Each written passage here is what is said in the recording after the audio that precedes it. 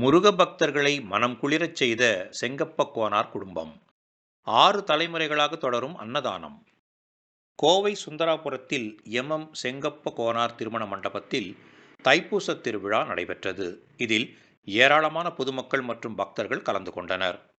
தைப்பூசத்தை முன்னிட்டு நடைபெற்ற இந்த திருவிழாவில் முருகனை போற்றி பெண்கள் பாடல் பாடினர். பக்தர்கள் திரளாக கலந்து கொண்டு வழிபாடு செய்தனர். தைப்பூச மகா அன்னதான பூஜை செய்யப்பட்டது. முதலாவதாக முருகனை போற்றி பாடியவர்களுக்கு சால்வை அணிவிக்கப்பட்டு மரியாதை செய்யப்பட்டது. அன்னதானத்தை முன்னிட்டு சிறப்பாக ஏற்பாடு செய்யப்பட்டிருந்தது. அன்னதானத்தில் 1500க்கும் மேற்பட்டோர் கலந்து கொண்டனர். அன்னதானத்தில் கலந்து கொண்டோருக்கு சுவையான உணவுகள் பக்தியுடன் பரிமாறப்பட்டது.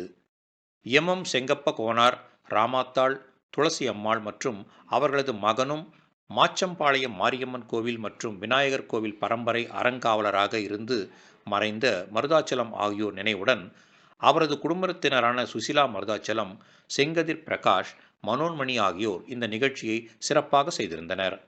6 தலைமுறைகளாக தைப்பூச திருவிழா மற்றும் அன்னதானத்தை இவர்களது குடும்பம் செய்து வருவது குறிப்பிடத்தக்கது.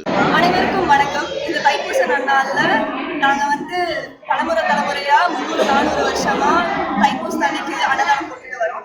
1500லேருந்து 2000 பேர் வரைக்கும் மனசார உணவை அறிந்துட்டு போகிறாங்க. இது எங்கள் கொண்டு தாத்தா செங்கப்ப கோனார் காலத்துக்கு, அதுக்கப்புறம் தாத்தா மருதாசலம், இப்போ மாமா செங்கதிர் பிரகாஷ், மேலும் நாங்களும் தலைமுறையாக தொடர்ந்துட்டே வருவோம். இந்த தைப்பூச நன்னாளில் நாங்கள் இதே மாதிரி தலைமுறையாக பண்ணுறது முருகன் அருளால் நல்லபடியாக